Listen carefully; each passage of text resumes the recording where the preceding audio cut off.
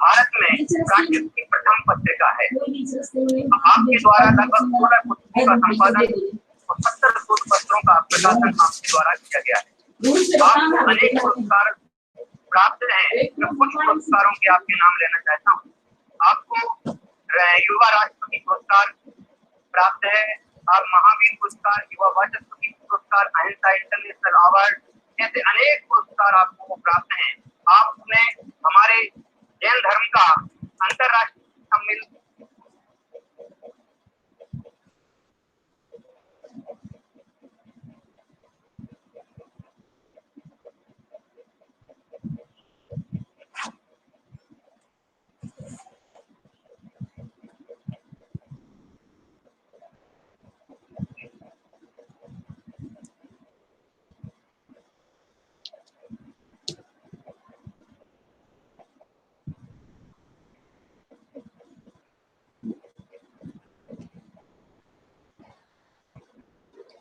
अनंत धर्मस्तत्वं पश्यन्ति प्रत्यगात्मनः अनेकांतमयी मूर्ति नित्यमेव प्रकाश्यताम् धम्मो मंगलमुत्तिष्ठम् अहिंसा संयमोत्तवो देवावीतं नमस्सन्ति जस्य धम्मे सयामुडो जस्य धम्मे सया।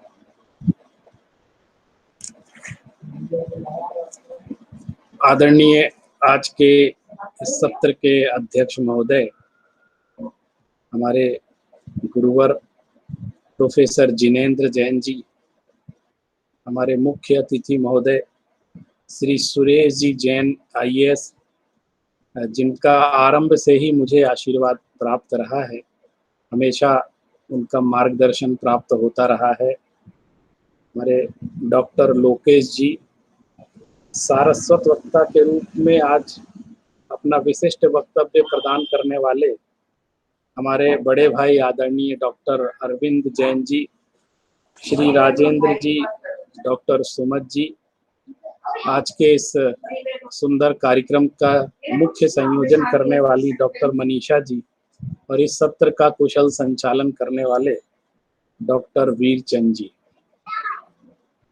प्रातः काल के सत्र से ही आज बहुत ही सुंदर चर्चा पर्यावरण के संदर्भ में चल रही है। सभी वक्ताओं ने बहुत संजीदगी के साथ अपने अपने विषय को यहाँ प्रस्तुत किया है और काफी कुछ विषय समाहित हो गया है। मुझे लगता है कि मुख्य वक्तव्य के लिए कोई विषय अब शेष है नहीं, और समय भी मुझे लगता है अगर मुझे बता दें कि कितना समय है तो मैं उस हिसाब से अपनी बात को कहूँ। मुझे लग रहा है कि समय का बहुत अतिक्रम हो गया है। कोई बताए कितनी देर?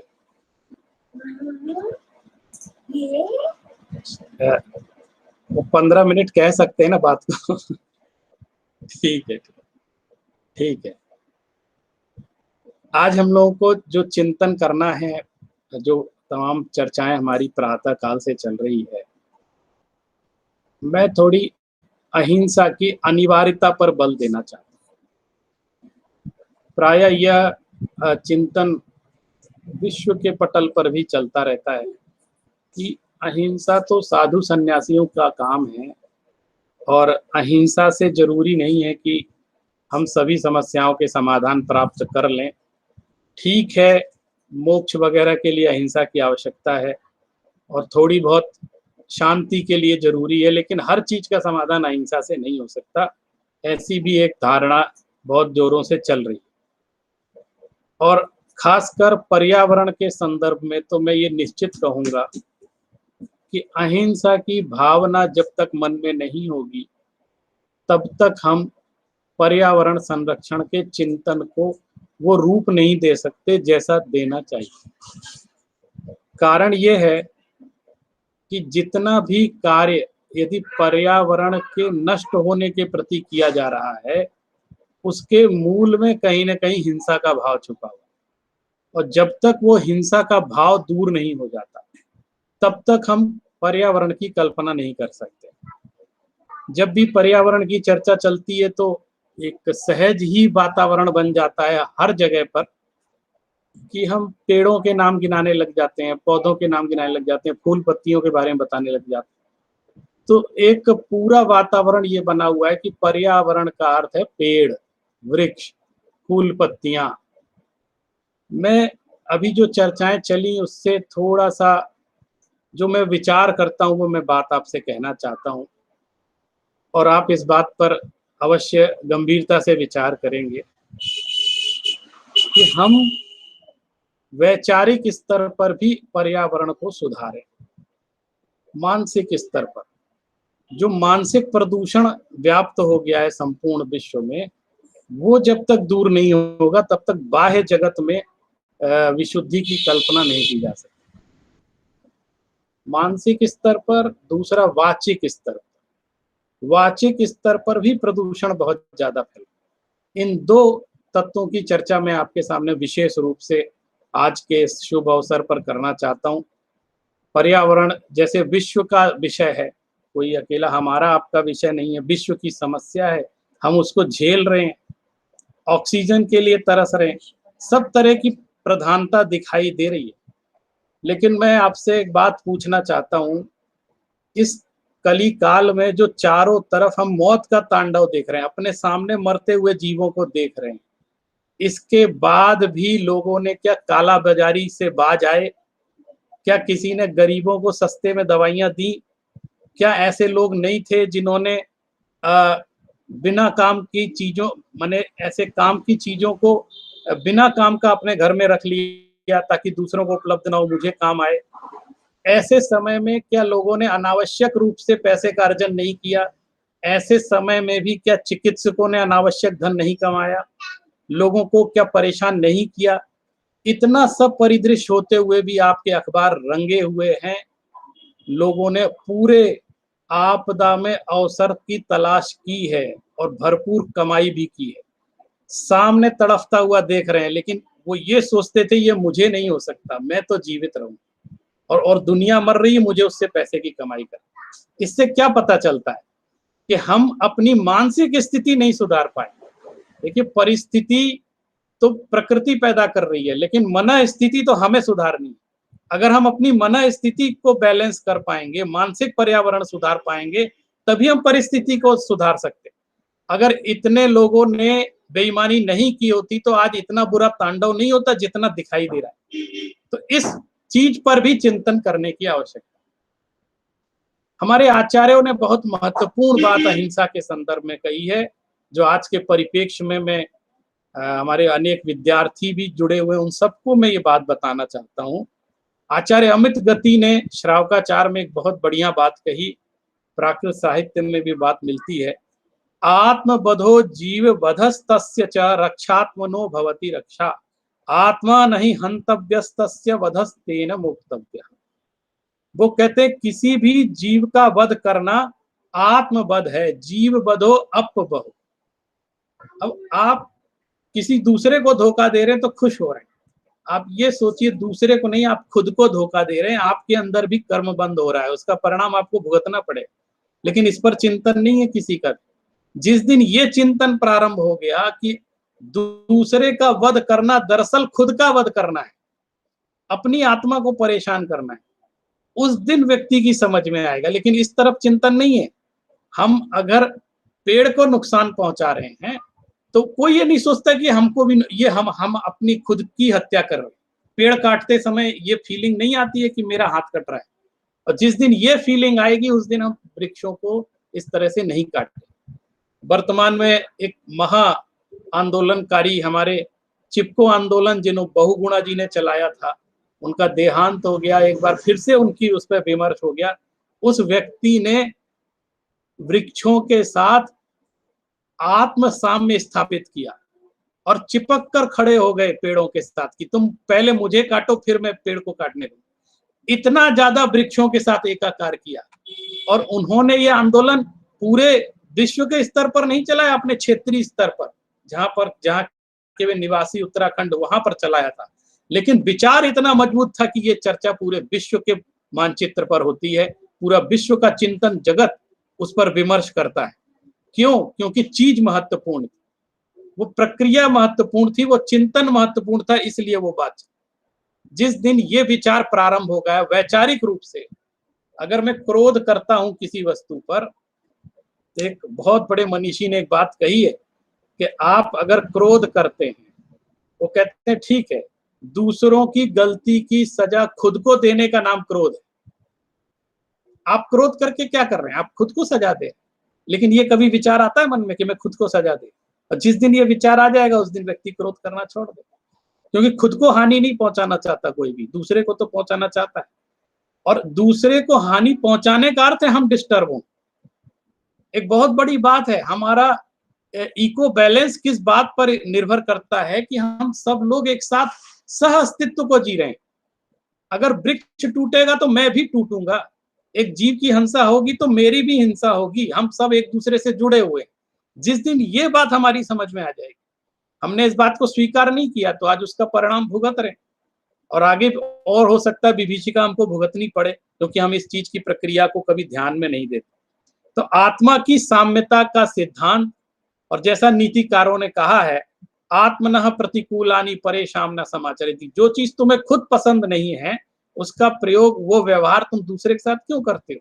ऐसा व्यवहार दूसरों के साथ भी नहीं करना चाहिए। समण सूक्त में एक गाथा बहुत इसी संदर्भ में सुंदर आती है, जह तेड़ा पियम दुखम जानी है एवेव शब्द जीवाड़म। जब यदि तुमको स्वयं दुख पसंद नहीं है तो तुम ये समझ लो किसी भी जीव को पसंद नहीं है, इसलिए किसी भी जीव की हानि नहीं पहुंचा। ये हमें अहिंसा के समाज की चर्चा करनी है। अब देखिए, अहिंसा आत्म विशुद्धि है, लेकिन हम अगर अपने घर में झाड़ू लगाते हैं, आत्म विशुद्धि की चर्चा करते हैं, हम अपने घर में झाड़ू लगाते हैं ताकि हमारे घर में सफाई रहे। लेकिन अगर सब लोग अपने घर में झाड़ू लगाकर कूड़ा सड़क पर फेंकने लग जाएंगे तो सफाई कहाँ रहेगी? वही कूड़ा उड़ करके हमारे घर में वापस आए। इसलिए सड़क की सफाई भी बहुत आवश्यक है। ये समाजवाद है, ये अध्यात्म का सामाजिकीकरण है कि वहां भी आपको उसका प्रयोग करना पड़ेगा, आपको सामाजिक दायित्व भी आपके हैं, आपको सड़क की भी सफाई करनी पड़ेगी, सिर्फ आत्म विशुद्धि नहीं, आपको समाज की भी विशुद्धि करनी पड़ेगी, क्योंकि अगर समाज अशुद्ध रहेगा तो उसका कहीं ना कहीं प्रभाव हमारे अंदर भी आएगा। निश्चित रूप से जब तक हम पर द्रव्य की, पर जीवों के प्रति करुणा का भाव नहीं रखेंगे, चाहे वो कुछ भी हो, कैसी भी चीज हो, तब तक हमारे अंदर वो चीज विकसित नहीं हो सकती। एक बहुत अच्छा छंद कहा है किसी कवि ने कि अपना जमीर बेचकर खुशियां खरीद लें, ऐसे तो इस जहां के तलबदार हम नहीं, और वो आंख क्या जो गैर की खातिर न रो सके, और वो दिल ही क्या जिसमें जमाने का गम नहीं। यदि हमारे हृदय में करुणा का वास नहीं है तो हम लाख दुनिया का प्रयास कर लें, हम 3 काल में भी पर्यावरण को विशुद्ध नहीं कर सकते। यदि पंचेंद्रीय जीवों के प्रति, एक इंद्री से लेके षट जीवनिकाय के प्रति, यदि उनके प्रति करुणा नहीं है हृदय में, तो वो सारी बातें करना व्यर्थ है। इसलिए हमको ये चिंतन करना चाहिए। आधुनिक कवियों ने बहुत सुंदर सुंदर बातें कही। एक और आपको 2 लाइन में आपको बताना चाहता हूं, बहुत अच्छी है कि परेशान होने वाले तो परेशानी सह भी जाते हैं, परेशान होने वाले तो परेशानी सह भी जाते हैं, परेशान करने वालों की परेशानी नहीं जाती। जो परेशान करने वाले हैं वो हमेशा परेशान रहते हैं, जो क्योंकि उनको निरंतर ये चिंतन उनके मन में चलता रहता है कि मुझे दूसरे को दिक्कत पैदा करनी है, दूसरे की उन्नति में बाधा पहुंचानी है, सामने का वातावरण खराब करना है, वो हमेशा परेशानी में रहता है। तो खुद की आत्मा का पर्यावरण को वह अशुद्ध कर रहा है, और यह चिंतन जब तक उसके मन में नहीं आएगा कि मैं दूसरों को परेशान नहीं कर रहा हूं, मैं खुद को परेशान कर, यह चिंतन आ गया तो निश्चित रूप से वो इस तरह की गतिविधि से दूर। अब मेरा दूसरा बिंदु है, हमने मानसिक बात कही, मैं वाचिक की भी चर्चा आपसे करना चाहता हूं, और एक बहुत छोटा सा प्रसंग आपको सुनाना चाहता हूं इसके बारे में कि विदेश में कोई देश था, विदेश की बात है, वहां का एक राजा था, और वो इस बात से परेशान था कि मेरा ये जो राज्य है इसमें हमारे राजाओं की उम्र ज्यादा क्यों नहीं होती, ये लोग मर क्यों जाते हैं, और थोड़े दिन राज करते हैं मर जाते हैं। तो वो बड़ा, उसकी पीढ़ी दर पीढ़ी में लोग मर रहे, तो उसको समझ में नहीं आ रही थी, और उसको लगा ये भारत में राजा लोग बहुत जीवित होते हैं, 100-100 150-150 साल के राजा होते हैं और शासन कर रहे हैं, जीवित हैं, तो उसको ये बात समझ में नहीं आई कि भारत में ऐसी कौन सी घुट्टी पिलाई जाती है, कौन सा खाना वो खाते हैं कि इतने समय तक जीवित रहते हैं। तो उसने अपने एक मंत्री को भेजा कि भारत लाके पता लगा। तो भारत आया वो मंत्री और उसने पता लगाया कि आप लोग ऐसा क्या खाते हो, वो हमको भी दे दो, हम अपने राजा को खिलाएं ताकि हमारे राजा भी ज्यादा जीवित रहें। तो जब भारत आया तो यहाँ का जो राजा था उसने कहा ये तो तुम्हारा बड़ा विचित्र प्रश्न है, हम तो वही खाते हैं जो तुम लोग खाते हो, लेकिन ऐसी कोई अलग सी चीज तो खाते नहीं है अमृत की हम ज्यादा जिंदा रहें। फिर उनका जो मंत्री था उसने कहा सुनो कुछ दिन हमारे यहाँ रुको, मैं तुम्हें सिखाता हूँ। तो उसने कहा कि एक हमारे यहाँ दो बगीचे में दो अलग अलग दिशाओं में पौधे लगे हैं, एक काम करो तुम एक पौधे पर जा करके गालियां दो, तू जल जा, जल्दी उखड़ जा, तू सूख जा, तेरी पत्तियां पीली पड़ जाए, ऐसे जाके बोलो। और एक दूसरा वृक्ष पौधा है उससे कहो कि अरे तुम तो सुंदर लग रहे हो, तुम तो हरे भरे हो, तुम तो खूब उन्नति करो, तुम भगवान करे तुम्हारे बहुत फल लदे तुम्हारे ऊपर, ऐसे ऐसे बोलो। तो उसने वैसे यूज किया, जाके बोला इस तरह से। तो एक हफ्ते बाद देखा तो जब वो गालियां जहां जिस पौधे पर दे रहा था वो पौधा सूख गया, और जिस पौधे को वो उन्नति की कामना कर रहा था वो पौधा दिनों दिन वृद्धि करने लग गया, जबकि खाद पानी सब बराबर दोनों पौधों में दिया जाए। तो उसके आश्चर्य का ठिकाना नहीं रहा। बोले ये क्या?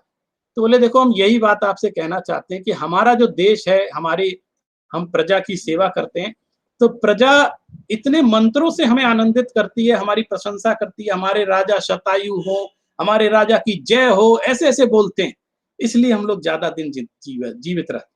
और आपके यहाँ इतना अत्याचार प्रजा पर किया जाता है कि प्रजा हमेशा सोचती रहती है, बोलती रहती है कि राजा कब मर जाए, ये राजा कब मर जाए, इसने मेरा जीना खराब कर दिया। इसलिए आपके यहाँ राजा की मृत्यु जल्दी हो जाती है। मैं ये कहना चाहता हूं कि आपके वचनों से भी पर्यावरण पर प्रभाव पड़ता है। एक बहुत छोटा सा उदाहरण देता हूं, ये बात मैंने कही, अगर आपके वचन अच्छे होंगे तो आपका वातावरण अच्छा होगा, पर्यावरण शुद्ध रहेगा, मन अच्छा रहेगा, शांति बनी रहेगी। आप देखिए हम लोग कैसे कैसे प्रयोग करते हैं। एक चीज आपसे शेयर करना चाहता हूं, पूरे देश दुनिया में, पूरे भारत में एक बात कही जाती है, चुनाव लड़े जा रहे हैं, लोग चुनाव लड़ने जा रहे हैं, मैं चुनाव लड़ रहा हूं। मैं कहता हूं इसमें लड़ने की कौन सी बात है? आपको युद्ध करने जा रहे हो, तलवार लेकर किसी को मारने जा रहे हो, लेकिन हमेशा आप चुनाव लड़ोगे क्या? अखबार में भी आएगा चुनाव लड़ने जा रहे हैं, टीवी पे भी चुनाव। मैं कहता हूँ इस स्वस्थ लोकतंत्र में लड़ने की बात आती कहां से? आप ये कहो ना मैं चुनाव में भाग लेने जा रहा हूं। चुनाव में हमेशा भाग लिया जाता है कि मैं भाग ले रहा हूं और यदि मुझे चुन लिया गया तो जीत के आ जाऊं। आप चुनाव में लड़ने की बात कहोगे तो देखते हैं आप जब जिस तरह के शब्द प्रयोग करते हैं उसी तरह का वातावरण भी चुनाव में बनता है। यदि आपको स्वस्थ लोकतंत्र की मर्यादा को बचा कर रखना है तो आपको भाषा भी सुधारनी पड़ेगी। लेकिन आप चारों तरफ देख लीजिए, चाहे टीवी चैनल हो, चाहे आपके अखबार हो, उसी लैंग्वेज को लिखते हैं जो हिंसक होती हैं। और वो लैंग्वेज कैसी प्रयोग करते हैं? षड्यंत्र, एक दूसरे से भीतर घात का प्रयोग और एक दूसरे के खेमे में बल प्रयोग, ऐसे ऐसे शब्द प्रयोग करते हैं राजनीति को लेकर। तो स्वस्थ लोकतंत्र की स्थापना कैसे हो सकती है? आप जब अपनी शब्द, अपनी भाषा वर्गणा नहीं सुधार सकते तो आपका वातावरण 3 काल में नहीं सुधर सकता। आपके आसपास के पौधे मर जाएंगे, आपके वृक्ष मर जाएंगे, आपके आसपास का वातावरण निगेटिव हो जाएगा। इसलिए मैं कहता हूं वचनों का वास्तुशास्त्र भी होता है, उसको वचनों के माध्यम से आप अगर आप अच्छे मंत्र पढ़ते हैं। आप देखिए चारों तरफ हमारी जैन परंपरा में कभी ये नहीं कहा जाता कि सब्जी काटना है, हमेशा कहा जाता है सब्जी बनाना है। तो जैन परंपरा में इन चीजों का ध्यान दिया गया कि हमें वचनों पर मर्यादा रखनी है, वचनों से भी हिंसा नहीं करनी।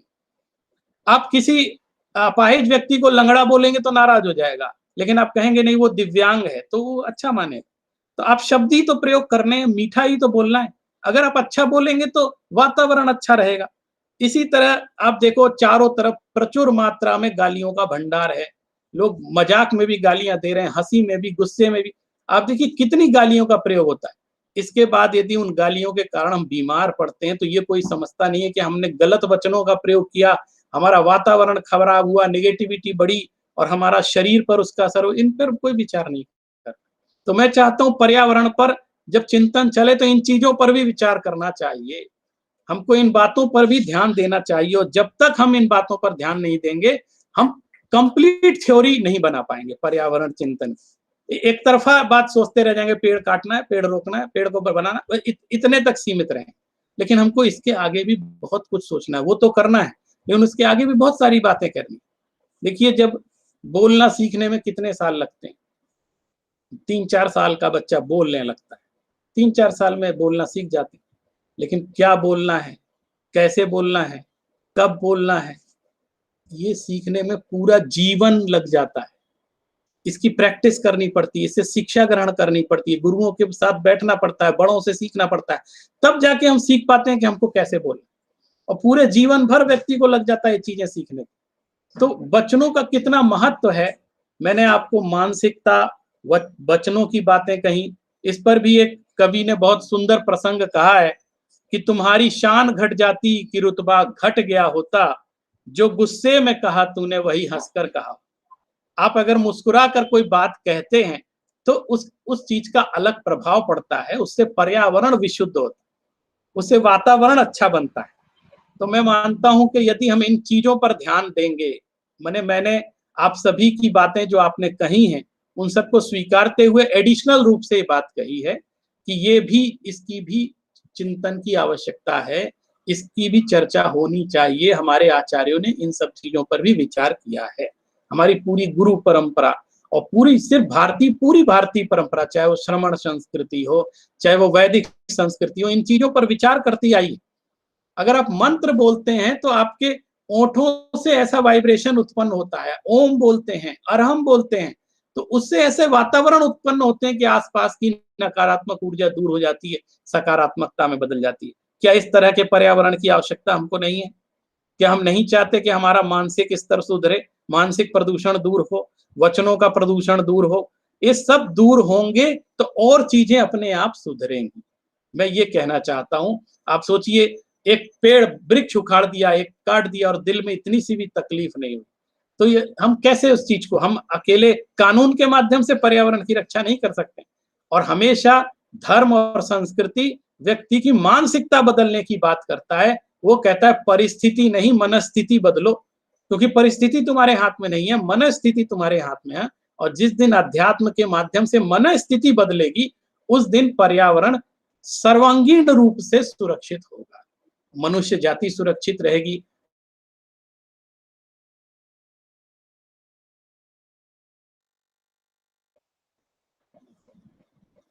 आप सभी ने मुझे बोलने का अवसर प्रदान किया, इसके लिए आप सभी को बहुत बहुत धन्यवाद। जय जिनेन्द्र।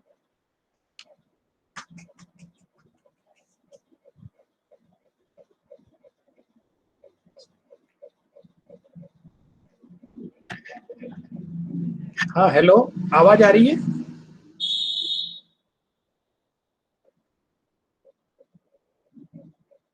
हाँ, आप सभी ने मुझे बोलने का अवसर प्रदान किया, इसके लिए आप सभी को बहुत बहुत धन्यवाद।